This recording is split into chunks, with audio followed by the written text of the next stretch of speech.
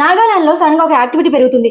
దీని గురించి ఎవరు తెలుసుకోవట్లేదు, పబ్లిక్ లో కూడా రావట్లేదు. అసలు ప్రాబ్లం ఏంటంటే గ్రేస్ క్యాలిన్స్ ఈమె మీద ఖచ్చితంగా స్పాట్ లైట్ పడాల్సిందే. ఇంత జరుగుతున్నా కూడా ఈమెను ఇంతవరకు ఎవరు కూడా పబ్లిక్ డొమైన్ లో పెట్టలేదు. సపరేట్ నాగాలాండ్ కోసం ఈమె చాలా స్ట్రాంగ్ గా మూవ్మెంట్ స్టార్ట్ చేసింది. మళ్ళీ నాగాలాండ్ కూడా కాదు, నాగాలిం అంటున్నారు ఈమె. ఈ నాగాలిం లో నాగాలాండ్, మిజోరాం, కొంచెం మేఘాలయ, కొంచెం అస్సాం, కొంచెం మయన్మార్ కూడా ఉంది. ఇవన్నీ కలిపి క్రిస్టియన్ మెజారిటీ ఏరియాగా తీసుకొని నాగాలిం అనే మూవ్మెంట్ స్టార్ట్ చేసింది. మరి ఆమె నాగాలాండ్ సిటిజనా? కాదు. కొన్ని భారతీయురాలా?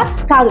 ఆమె కొరియాలో పుట్టి అమెరికాలో సిటిజన్షిప్ తీసుకుంది. 2003 నుండి నాగాలాండ్ భారతదేశం నుండి సపరేట్ అవ్వాలి అని చెప్పి పట్టుబట్టు కూర్చుంది. ఇప్పుడు ఆమె ఏమంటుందంటే భారతదేశం అసలే నాగాలాండ్ పరిస్థితులు చూడట్లేదు, నాగాలాండ్ బాధలు పట్టించుకోవట్లేదు అంటుంది. కానీ షాకింగ్ న్యూస్ ఏంటంటే భారత ప్రభుత్వం, బీజేపీ అయినా కాంగ్రెస్ అయినా ఇప్పటిదాకా ఒక్క నాగాలాండ్ తోనే 600 రౌండ్స్ ఆఫ్ కన్వర్జేషన్ జరిగాయి. మళ్ళీ అరుణాచల్ ప్రదేశ్, త్రిపుర, మిజోరాం, మణిపూర్ ఇవి కాకుండానే ఇక్కడ కూడా కన్వర్జేషన్ జరిగాయి. కానీ ఇవి కాకుండానే ఓన్లీ ఒక్క నాగాలాండ్ తోనే 600 సార్లు కన్వర్జేషన్ చేశారు భారత ప్రభుత్వం. అయినా కూడా ఈమె నాగాలాండ్ ని ఏం పట్టించుకోవట్లేదు అంటుంది. ఆమె యాక్టివిటీ 2011లో ఎందుకో ఏమో సడన్ గా ఆపేసింది. 2023 వరకు 14 సంవత్సరాలు ఆమె ఖాళీగానే ఉంది. టాపిక్ క్లోజ్ అయిందిలే అనుకున్నాం. కానీ ఇక్కడ చూడండి, 2023లో సడన్ గా ఒక క్రిస్మస్ పండుగ రోజు America state department Christmas greeting లో టుడే అంటే మేడం గారు హానరరీ ప్రెసిడెంట్ ఆఫ్ నాగాలిం అనే ఒక గ్రీటింగ్ పంపించారు. ఇది పెద్ద న్యూసే కదా.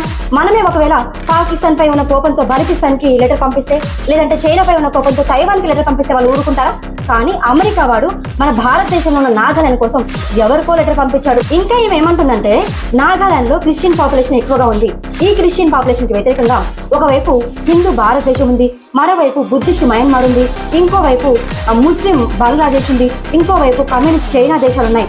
వీటన్నిటి మధ్య ఈ క్రిస్టియన్ నాగాలాండ్ తట్టుకోలేకపోతుంది అంటుంది. ఈ క్రిస్టియన్ ప్రాంతంలో ట్రంప్ వచ్చి జెండా పాతితే ఇటువైపు ఇండియాని, అటువైపు చైనాని రెండింటిని బ్యాలెన్స్ చేయొచ్చు అని అమెరికాకి లెటర్ రాస్తుంది. అండ్ ఇండియా చైనా మధ్య ట్రేడ్ కూడా నాగాలాండ్ మీదుగానే వెళ్తుంది. ఈ ట్రేడ్ కోసం చైనా, ఇండియా నాగాలాండ్ రీసోర్స్ మొత్తం తినేస్తున్నాయి అంటుంది. ఇదంతా జరిగిన వెంటనే నెక్స్ట్ ఇయర్ అంటే 2024లో నెదర్లాండ్స్ చెందిన ఒక వ్యక్తి ఫ్రెడ్స్ కోల్మెన్ అనే వ్యక్తి 1 గంట 13 నిమిషాల్లో విత్ నాగాస్ అనే టైటిల్ తో డాక్యుమెంట్ రిలీజ్ చేశాడు. ఇంకా ఇంట్రెస్టింగ్ థింగ్ ఏంటంటే మన దేశంలో ఫారినర్స్ ఇమిగ్రేషన్ యాక్ట్ ఉన్నా కూడా, అన్ని సెక్యూరిటీ ఏజెన్సీలు ఉన్నా కూడా కేవలం 1 గంట 13 నిమిషాల్లో డాక్యుమెంట్స్ మొత్తం రికార్డ్ చేసుకొని మన క్రిస్టియన్ వాళ్ళంతా నాగాలాండ్ కి సపోర్ట్ చేయాలి అని నెదర్లాండ్ లో డాక్యుమెంట్స్ రిలీజ్ చేశాడు.